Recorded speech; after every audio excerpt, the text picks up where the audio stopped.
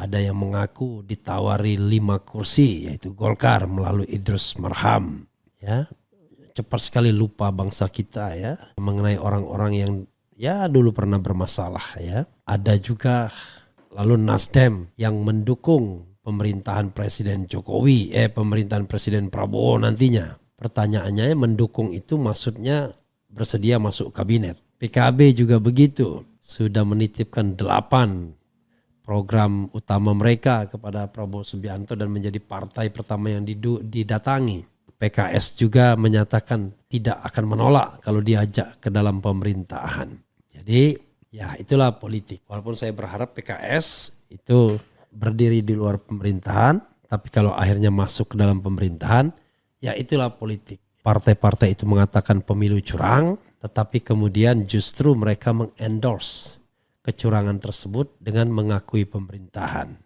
Kalau kita katakan bahwa kebenarannya adalah kebenaran prosedural, ya paling tidak harus ada sikap legowo kalau saya, karena kalah ya harusnya tidak ikut dong dalam pemerintahan.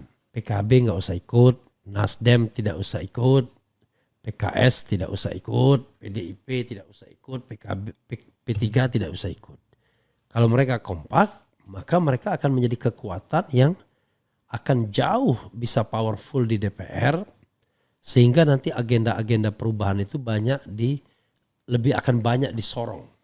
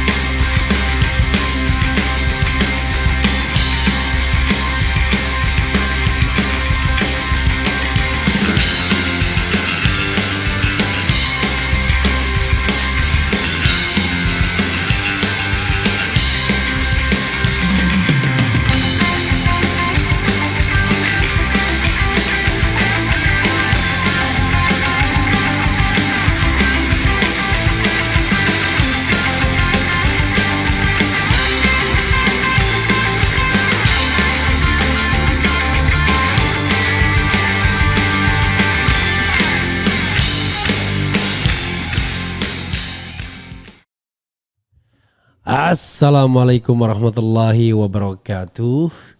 Sobat RH sekalian, jumpa lagi kita di channel yang keren ini. Keren cadas. Ya Sobat RH sekalian, barangkali setelah penetapan Prabowo Subianto sebagai presiden pemenang Pilpres 2024 yang curang, paling tidak menurut 3 hakim MK dan menurut banyak orang ya. Sekarang orang sibuk mengenai bagi-bagi kursi ya. Dan ini kelakuan para politisi.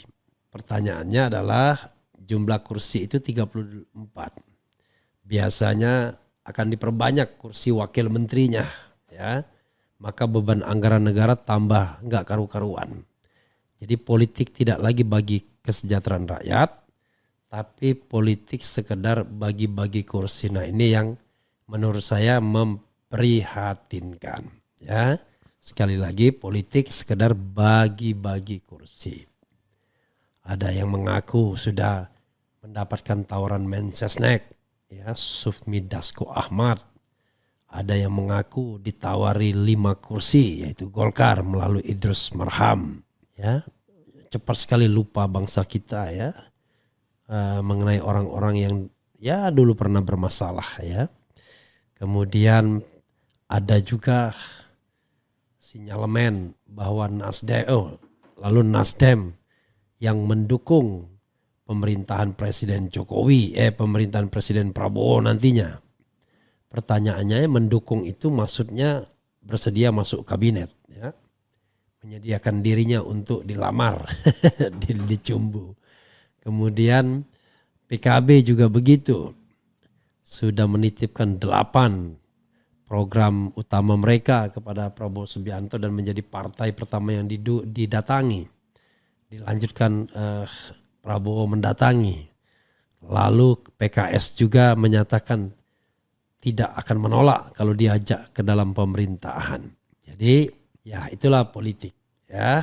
Walaupun saya berharap PKS itu berdiri di luar pemerintahan, tapi kalau akhirnya masuk ke dalam pemerintahan, ya itulah politik ya. Jadi beliau atau partai-partai itu mengatakan pemilu curang, tetapi kemudian justru mereka mengendorse kecurangan tersebut dengan mengakui pemerintahan. Kalau kita katakan bahwa kebenarannya adalah kebenaran prosedural, ya paling tidak harus ada sikap legowo kalau saya, karena kalah ya harusnya tidak ikut dong dalam pemerintahan. PKB nggak usah ikut, ya Nasdem tidak usah ikut, PKS tidak usah ikut, PDIP tidak usah ikut, P3 tidak usah ikut. Kalau mereka kompak, maka mereka akan menjadi kekuatan yang akan jauh bisa powerful di DPR, sehingga nanti agenda-agenda perubahan itu lebih akan banyak disorong, diperbaiki. Tapi kan pimpinan partai pragmatis semua. Ada belum apa-apa sudah ketakutan partainya akan diambil alih. Padahal yang namanya kepemimpinan partai itu yang nggak bisa itu saja. Ada partai yang sudah belasan tahun dipimpin oleh seseorang. Ya, harusnya kan ada regenerasi partai politik yang sehat. Masa misalnya PDIP tidak punya agenda untuk mengganti kepemimpinannya. Masa Nasdem tidak punya agenda, dan yang lebih suntuloyo lagi nanti Gerindra tiba-tiba tidak punya ketua umum partai politiknya tetap Presiden Soeharto. Presiden Prabowo. Soeharto itu mertuanya. Kemudian PKB juga tidak boleh diganti ketua umum partainya. Gimana? Coba Zulkifli Hasan juga tidak akan berganti setelah menjabat lebih dari 10 tahun. Jadi makin gak karu-karuan. Itu menunjukkan bahwa menjadi ketua umum partai itu makin nikmat. Ya, masyarakat makin keleleran. Dan akhirnya ya yang terjadi adalah partai, jabatan publik tidak digunakan lagi sarana untuk kebaikan, tapi sarana untuk mempertahankan kenikmatan dan status quo. Ya, itulah yang kita yang kita harus hadapi, recognize, dan mau diapakan lagi ya. Jadi kalau sekarang saya mengatakan bahwa perjuangannya itu adalah perjuangan value. Ya. Jadi perjuangannya adalah perjuangan value. Karena perjuangan ini adalah perjuangan value, maka menurut saya adalah akan jauh lebih baik ya kalau kemudian perjuangan value tersebut akan tidak bergantung pada aktor atau partai politiknya, tapi value yang Anda perjuangkan apa? Kalau yang memperjuangkan Anda sekedar kekuasaan, maka ketika Anda kalah, ya kan, Anda melipir, wah itu susah ya. Jadi kalau misalnya orangnya berubah, partainya berubah, lantas kita berubah juga. Tidak demikian. Jadi itulah yang kita inikan ya. Jadi sobat era sekalian, itu yang harus kita pahami ya. Dan ini mohon maaf ya, kita akan ke depan memulai dengan pembicaraan-pembicaraan yang lebih substantif ya. Saya tidak akan mentolerir lagi yang namanya hal-hal yang ya sekedar saling mengatain di antara kita, dan saya tidak akan membacakan lagi. Tapi lebih pada bagaimana kita berpikir dan berjuang secara kritis ya. Oke, jadi mohon maaf nih kepada Nini Dekok ya, untuk sementara saya tutup dulu ya. Nanti kalau sudah, karena ke depan kita tidak boleh lagi gimmick-gimmick beginian ya. Karena yang paling penting, apalagi saya lihat tidak ada hal yang substantif disampaikan. Jadi termasuk nih si alam kubur ya. Untuk sementara saya hilangkan dulu. Jadi biar tidak memancing hal-hal yang nggak penting di sini, nggak perlu di sini ya. Oh tapi nggak apa-apa kalau Indonesia Korea Selatan menang. Tapi yang lainnya kalau ada yang hal-hal yang nggak penting, saya akan tutup dulu sementara. Jadi kita ke depan akan berpikir jauh lebih substantif untuk bangsa ini. Oke. Coba kita bacakan sedikit ya. Pak Refli, masyarakat kaji ya. Pak Refli, masyarakat kita tingkat literasinya tergolong terendah di dunia. Yang dilihat bukan apa yang dibicarakan tapi cara menyampaikan. Jangan pakai nada tinggi, Pak. Apa ya? Iya dan tidak. Iya dan tidak ya. Saya terima kritik Anda, mungkin Anda melihat saya di televisi ya pakai nada tinggi dan lain sebagainya. Tetapi karena saya bukan politisi ya, hanya sekedar penyampai berita, saya tidak terlalu berpikir apakah Anda suka atau tidak ya. Yang penting saya sampaikan itu sesuai dengan hati nuraninya. Toh Anda bisa melihat dan mengulanginya ya. Toh kalau kita dengan nada rendah dan tidak juga ditonton orang gak ada gunanya ya. Kemudian Painkiller, kapan podcast dengan Tom Lembong dan Koni Bakri? Bambang Wijoyanto juga belum pernah podcast dengan RH. Waduh, Allahu Akbar. Saya podcast dengan Bambang Wijoyanto tuh apa gak lihat ya. Sudah terbilang bukan hanya 2 kali tapi sudah 3 kali ya. Dengan Bambang Wijoyanto. Coba lihat ya. Kita lihatkan ya. Kemudian terus berjuang Bang, insya Allah ya. Kemudian tetap berjuang Bang RH. Bagi saya Bang RH sudah berhasil ya. Insya Allah ya. Kemudian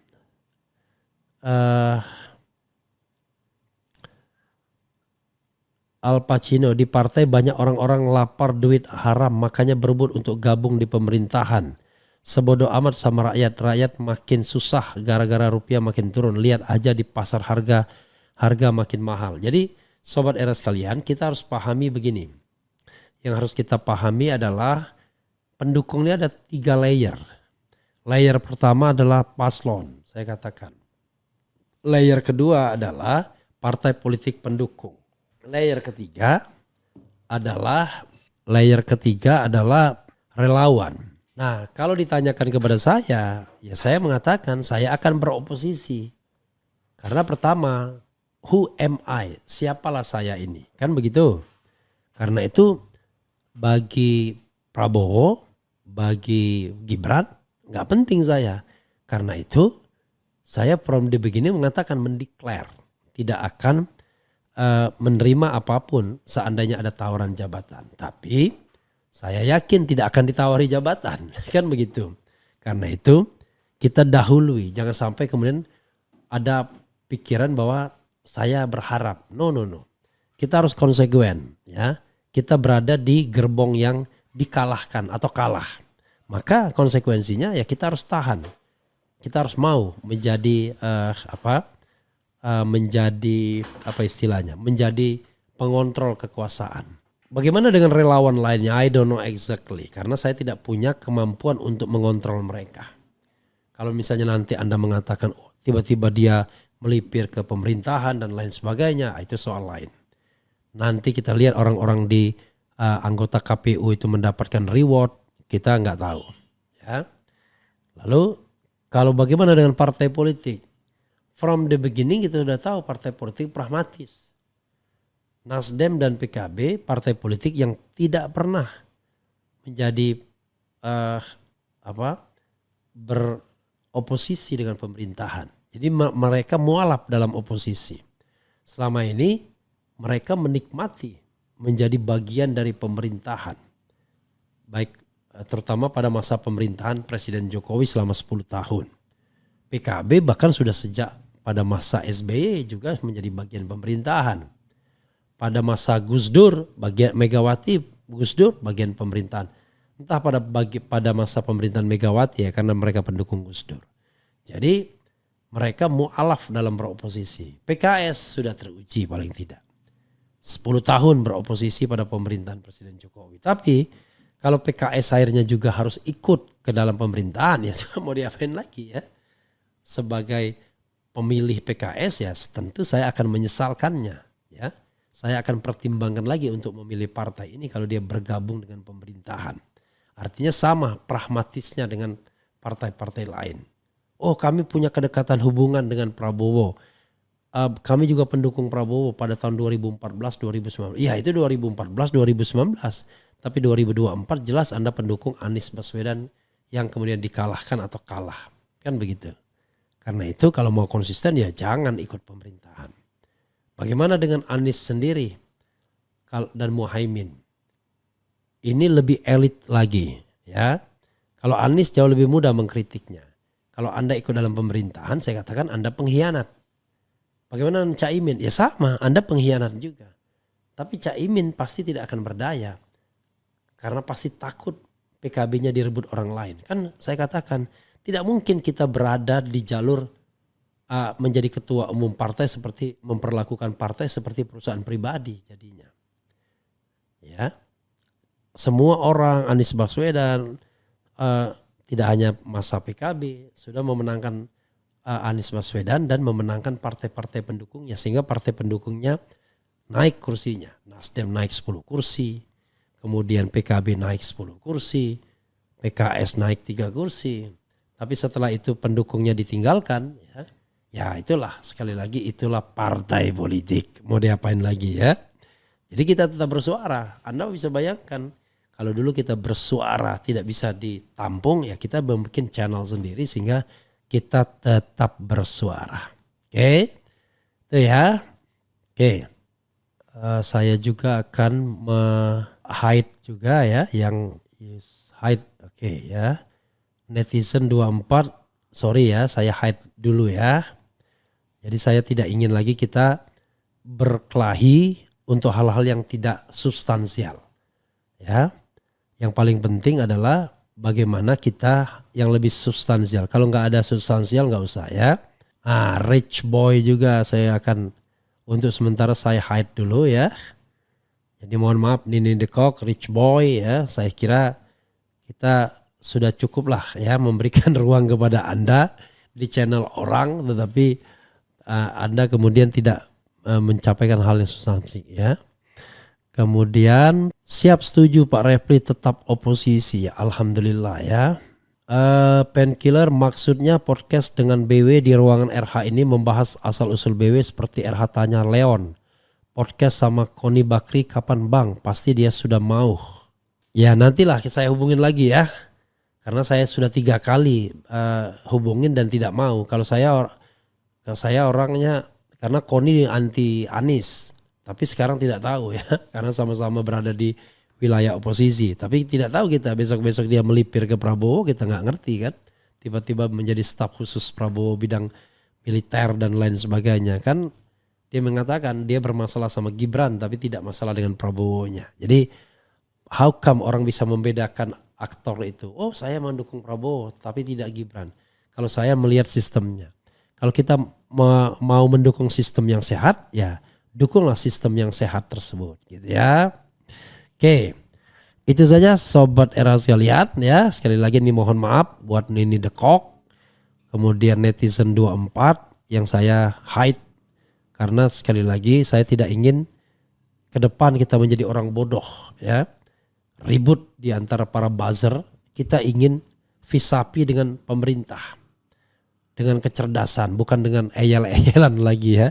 Gak ada gunanya eyal-eyalan lagi karena kita ingin menjadi bangsa yang cerdas dan kita siap menjadi partner kritis pemerintahan ya, terus berjuang untuk membangun bangsa ini dengan caranya sendiri, bukan dengan cara eyal-eyalan, kata mengatain dan lain sebagainya. Menurut saya tidak ada manfaatnya jadi ya. Oke, itu saja sobat era sekalian. Wassalamualaikum warahmatullahi wabarakatuh. Keren, cadas.